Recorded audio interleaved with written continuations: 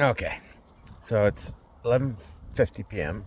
roughly, I think, July 20th, Saturday, and I'm on the crazy walk around the Gabriel Island in the dark. And I think I'm about a third of the way through now. No, sorry, quarter of the way through. My bad. Anyway, I want to talk about sexual assault because my previous tenant, one of my tenants, Saira Grace Wain, has written on the Gabriel Community Board. First of all, she's written that she's lived with me for about a year. That's a lie. She lived with me for 5 months, from November to March. I'll have to double check what the dates are, but I know it's from November to March. But she couldn't afford to live with me because she didn't have any money. She told me that she was going to get her disability. She never got it. It never arrived. She was on welfare and could not afford to live there anymore. So she decided that she moved out and she went to live with Simon Nigas, who was 20 years older than she was. She was 19 at the time. He was 39. And she told me she was going to live with him for $200 a month. So you can just imagine the kind of favors that you would have to provide for Simon in order to get that kind of right to live there. You know, we all have to do what we have to do to survive. Anyway, the thing I'd like to point out is she wrote in there that I sexually assaulted her. I mean, she got no evidence, no proof, and she's outright lying. I mean, when did I ever sexually assault her? Not once. And so let me tell you the number of times I have touched her. I remember her calling me, saying, "Hey, Alex, you never guess what I did. What's that? What's that, there? I've just spent 6 hours cleaning up the house." I was like, "Oh, wow, it's terrific. Oh, thank you so much." And I came home, and she cleaned up the whole house. It was spectacular. I was thrilled. I was so excited. I went over and gave her a kiss. Kissed her on the cheek. And I was like, "Oh, thank you, Sarah. This is so sweet, so wonderful." And she gave a big beaming smile, and she was thrilled that I was happy, and the place looked terrific. And so that's the only time I ever kissed her. That was the only time I ever touched her. And the next time I remember touching her was when she left. She got Simon to come and help her pack up, and I was leaving, and I said, "Oh, I guess I'm not going to see you again. Can I have a hug?" And Tara said, "Sure." And she said, "Sure." And I gave her a hug. And I thought everything was fine, and that was basically the last time I ever saw her. And so she moved out early. She moved out 3 days early, and I sent her $60, I think it was, as a refund for the month. I also sent her an email saying that I thought she was a pleasant tenant. I thought we got along pretty well, and that I would be happy to give her a reference. And I probably said some other things I don't recall them, but that was the gist of it.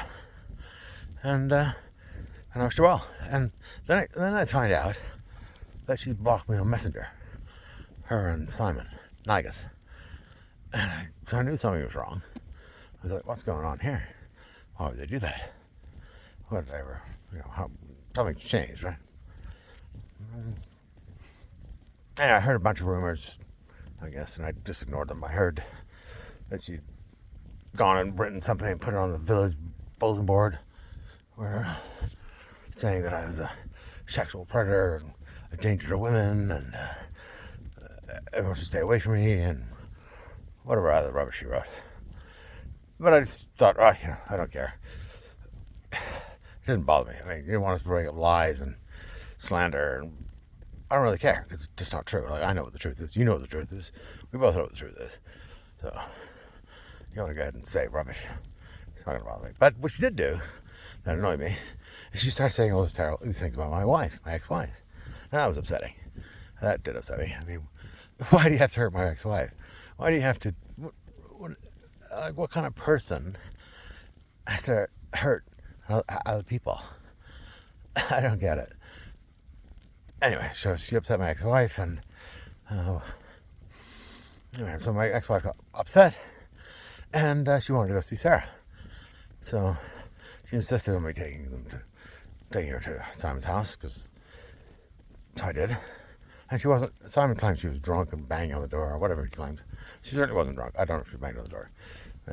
So she might have knocked on the door loudly. I mean, so what? But she certainly wasn't drunk. She was not drinking. But she was very upset. She was upset that Sarah had been saying those horrible things about her that weren't even true. As far as I don't know what Sarah said, right? But as far as I know, can tell it's not true. Right? Sarah's never said a word to me. I think. So what happened is, so the time we went to Simon's house, we left without, I think it was there like 2 minutes. I mean, we left. No big deal. And then the next time I saw Sarah, I picked her up. She was hitchhiking, and I gave her a ride home. She never said a word. I hadn't said a word to her either. Like, I knew at the time what she'd been up to, and I thought about it. I said, why bother? I don't, if you want to say horrible things about me, like it's just water off a duck. I don't really care. I'm not affected by what other people think or say about me. But I am affected if you hurt my wife and my friends and my loved ones and my family.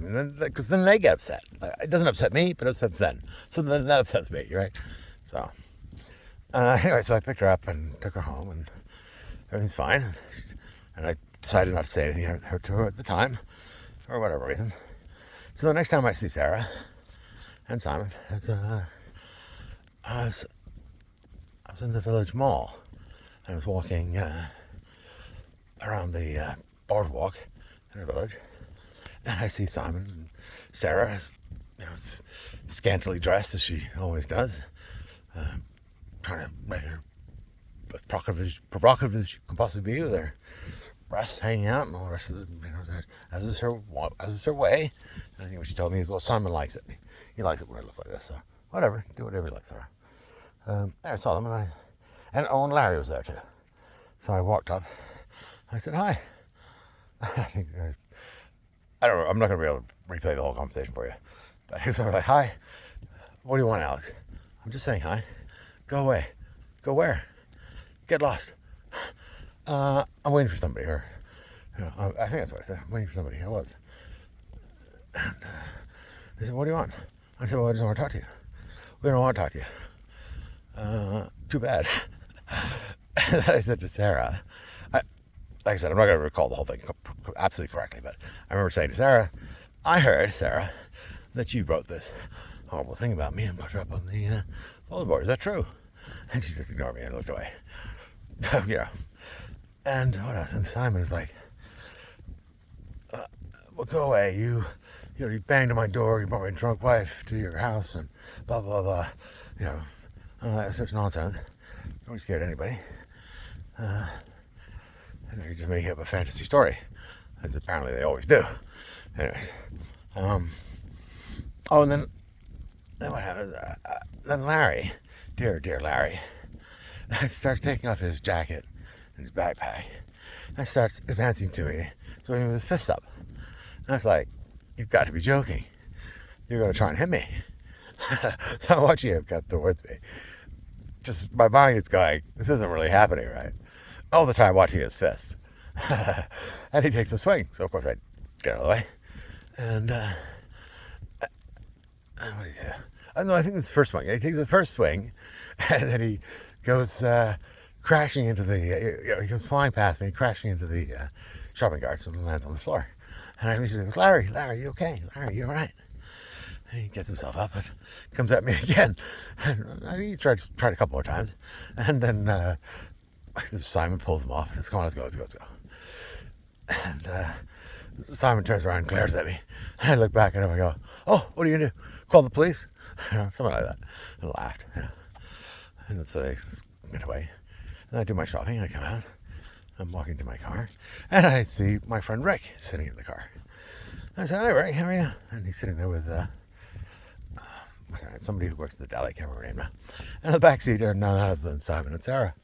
And so I talked to Rick for a little bit, said hi, da-da-da.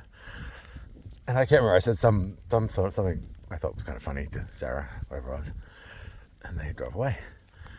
And so the next thing I find out is from Rick. And he tells me, what's going on? What happened there? I said, what do you mean? Oh, well, she told me that she's scared of you. I said, what? What do you mean she's scared of me?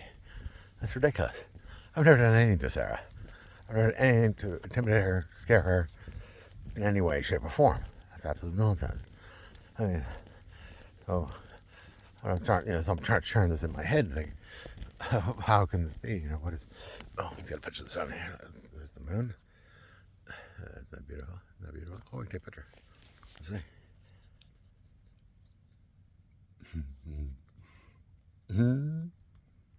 All right. Hopefully I got something here.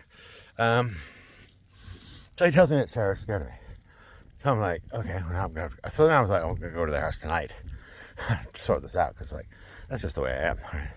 So my friends are like, don't go there. Promise us you won't go there. Don't go to their house. I said, okay, fine. I'll calm down. I'll go tomorrow. But I'm going. Like I said, I was gonna go that night. I don't like leaving stuff unresolved, and I like to have things settled. So I go the next day and take my dogs, and I had 3 dogs at the time, I think. Yeah, I had 3 dogs. I had Rick's dog and my 2 dogs. And, no, maybe not. Maybe I had 2 dogs. I don't know. Whatever. I go knock on the door, and Simon answers. What do you want? Well, I came to see you. Oh, go away. You don't know what I'm here for. I don't care. Get lost. Look, I came to see Sarah about what she said about me. We don't care. She doesn't want to talk to you. Well, I can't have you guys saying I'm dangerous or you're scared of me when it's nonsense. Well, so it turns out that she's created this fiction about me now, that I'm a sexual predator and a dangerous woman. And so she has to keep that charade up, right? And she's continuing to do it now, obviously, on the Craviola Community Board, where she can say whatever she likes. And I can get to read it and laugh. Anyways, what happened then? So he says, get lost, I'm calling the police. I said, right, go ahead, call the police, I don't care. So I sit down, and we all wait for the police.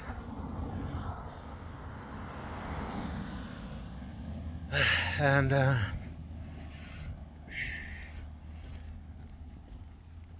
anyway, I've got the video if you want to see it.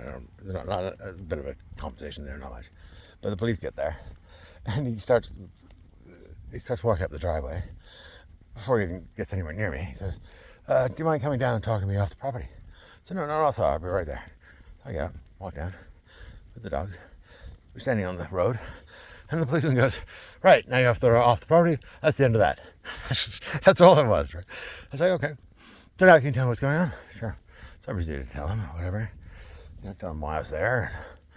I had to come to see Sarah because she's telling people she's scared of me, which is nonsense. And he has no reason to be afraid of me, and no reason to tell other people that she's afraid of me, other than to try to establish some kind of fictional character and reputation that doesn't even exist. Right? So, but it's been effective. So it's worked, obviously, because now people are scared of crap. People are scared of me left, right, front, and center. No, absolutely no reason. Just because they've heard of me, from what Sarah said. I mean, I had my friend, my Facebook friend, Chrissy, wrote to me today, and she said, well, people are saying you've been touching women. No, I haven't. People are saying you're going around touching women and taking their photograph without their permission. No, I haven't. That's an outright bald-faced lie. It's totally a lie. It's never happened. But people have been creating this fictional story, or imagination, or whatever. I mean, what am I gonna do? I'm going to have to videotape myself constantly with you people now because you can't tell the truth. That's what it sounded like. I hope that's not going to be the case. All right, we'll sort that out. I'll give you another example. I don't know if I've talked about this already, but this woman on the beach. Apparently, these all people, oh yeah, Alex came up on the beach and wanted my phone number and email for his database. My picture. Yeah, I remember him. Yeah, he came with me on the beach too. Yeah, he took a picture of my feet because I didn't want him to take a picture of my face. So I meet somebody on the beach, beautiful girl, wearing a bikini, and I talk to her, tell her what I'm doing, or at the time I told her whatever. This thing goes in stages, right? So whatever I told her at the time, and I asked her if she could give me my email database. And she must have been. I probably put it in there. And then I always ask people, can I take your picture? Because how am I going to remember you from your name, your text name? It's ludicrous you think I want to remember who you are. So almost everybody says, go ahead, take her. No problem, take a picture. And this woman, beautiful woman, says no. So I said, some people do, they do. So then I say, well, can I take something to remind me of you? Like a picture of your store, or a picture of your camper or your... So in her case, I said, well, how about a picture of your feet on the beach? She said, okay, sure. So I take a picture of your feet on the beach. And I said, okay, bye, thanks, nice meeting you. I'm going to tell the story already. And I'm walking away. And her boyfriend comes running up to me and says, delete that picture. I'm like, what? Delete that picture you got on your phone. You mean the picture of her feet on the beach? Yeah, that one. I said, that's a bit weird, isn't it? Just delete it. All right. And I did. But I just thought it was extremely strange and odd that I can't even have a picture of somebody's feet. I mean, how is that going to identify you? I mean, you people are just, I don't know what you think. I don't know what planet you're living on. First of all, anyone who thinks they have privacy does not live on the planet Earth in the year 2024. Okay, you think you have some private secret number. You have no private secret number. You have no privacy at all. I have no privacy. I don't have any privacy for years. I don't claim to. And I don't care. It makes no difference to me. I'm still going to live my life. I do exactly what I want. And yes, I'm quite fully aware that the NSA and the CSIS and everybody else totally knows what I'm doing all the time. So what? I'm quite happy with what I'm doing. Oh, what's this?